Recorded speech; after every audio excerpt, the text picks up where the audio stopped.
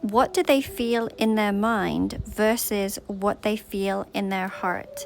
So we're going to have a look at what they feel in their mind, what they're trying to rationalize or convince themselves of, or suppress. So this might include fear or logic or ego, overthinking. Let's have a look. What do they feel in their mind, please, Spirit? We have the 10 of Swords. And then, Spirit, may we have a look at what do they feel in their heart? So this is the truth of their emotional body and what they're still connected to or missing or silently feeling but not expressing. May we have a look, please? What do they feel, Spirit, in their heart?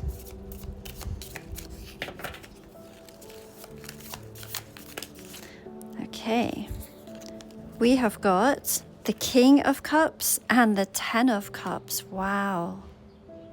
So this spread is incredibly powerful. We can see with this 10 of Swords in the mind versus the King of Cups and the 10 of Cups in the heart, it shows an intense disconnect between logic and emotion.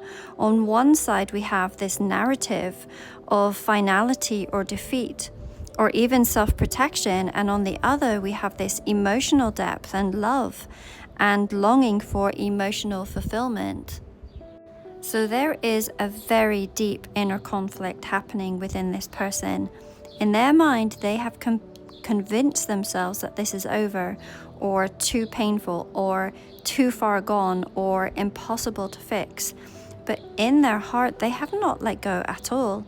In fact, their emotional body, it still holds a lot of love and longing, and even a desire for a future with you. So this isn't just confusion. There's some sort of emotional sabotage, and they're trying to logic their way out of love, and it's really not working. So this reading, it feels like it's going to feel like it's for someone who has felt that whiplash from this person's behavior, hot one moment and then gone the next. And you've probably questioned your own intuition because the emotional energy that you feel from them is really strong, and yet their actions really contradict it. So you're not imagining the depth, you're just feeling their heart while they're stuck very much in their head. So let's do a little bit of a breakdown. So the 10 of Swords, this very much talks about mental burnout and painful endings, and maybe stories that they've told themselves to survive. So in their mind, they've already closed the chapter, or they've convinced themselves that they have no choice. So they're really telling themselves that it's too late. I've already ruined it. They're better off without me. I'm not capable of giving what they deserve. So this card is resignation, not truth. And it's a very self-protective mental loop that says, if I say it's over, then I don't have to feel what's unresolved. But what's striking is that the 10 of Swords also carries the symbolism of very painful clarity. Because there comes this moment after everything that has collapsed, that there is nothing left to hide behind, and this person, they might be stuck in guilt or shame or fear of repeating old patterns, and rather than facing their feelings, they're actually choosing a false sense of closure in their mind. And then we see these polar opposite, this such a stark contrast as to what they feel in their heart. And this is saying their heart hasn't moved on at all. So this King of Cups, this still shows that there's this emotional maturity and depth and stillness with feeling. They love you, or at very least, they feel very deeply toward you, but they're not expressing it. It's very contained and guarded, held behind emotional control. And the 10 of Cups is the emotional dream. It talks about love and partnership and family and wholeness. And this is what they feel, but they don't believe that they can have it. So together, these cards really show a person whose heart is full, but whose mind is closed. And they might imagine what it would be like to share a life with you and to reunite and to be in a very safe, nurturing space together. and they may feel emotionally bonded in a way that they've never fully understand, but they don't feel ready or worthy enough to claim it. There is great emotional depth here, but there's a lot of love without any action, and that's maybe why their energy still reaches for you, even if their words or their choices do not. So in their mind, they're saying it's too complicated, and in their heart, they're saying it's always been you. And they haven't reconciled these two parts of themselves, so they may actually stay very quiet, or they might push you away. But underneath that silence is love and longing, and an aching sense of what could have been and what still could be if they allow themselves to really fully feel and choose courage over fear. So let's pull one more card. I'm really curious as to what is blocking them. Spirit, can we please have a look? What is blocking them from reconciling these two energies, their head and their heart? What is stopping them from doing it? It could be ego is potentially what I'm feeling. But let's see.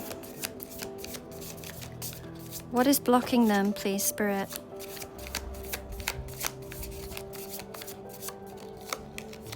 Okay, we have the Hierophant.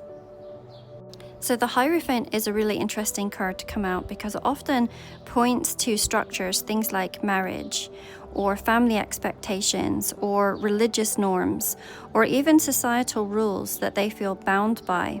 And in the context of this reading, it suggests that this person is really struggling with internalized beliefs about what love should look like or who they are allowed to love. So there could be something here about a current commitment, either a marriage or a long-term relationship or family entanglement that really creates a conflict between their obligations and their desires. There also could be cultural or family expectations that tell them what love is supposed to be, and maybe you don't fit into that traditional box. They also could be afraid of disrupting the order, especially if stepping towards you would mean breaking promises or defying a role that they've been conditioned to play, or even challenging a path that's been laid out for them by others. And there's something also that's deeper here. So the Hierophant can also speak to their internal belief system, and that could include some old narratives, such as, I have to earn love through sacrifice, or I don't deserve this kind of emotional happiness, or a love that feels this intense isn't safe or sustainable. So while their heart is very much open, their mind has been trained by their past, by their upbringing, by their community, to view love through this lens of duty or fear or control.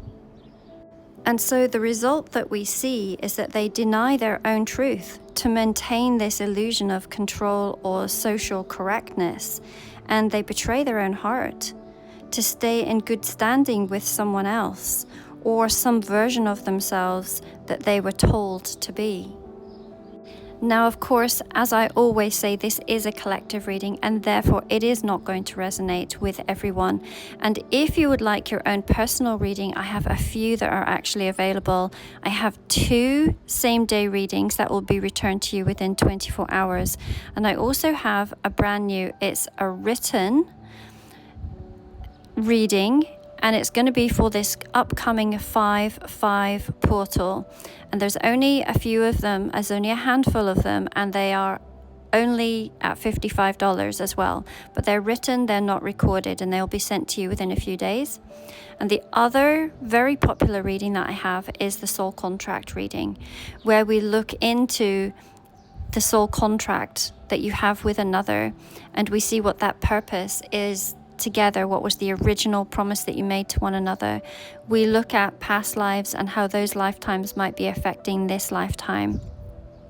We look at what part of the cycle you may currently be in and whether you are to come together in the physical in this lifetime.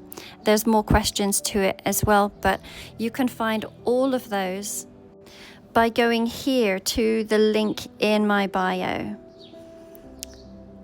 A little bit slow with the internet today. Okay, so here's all my tarot readings.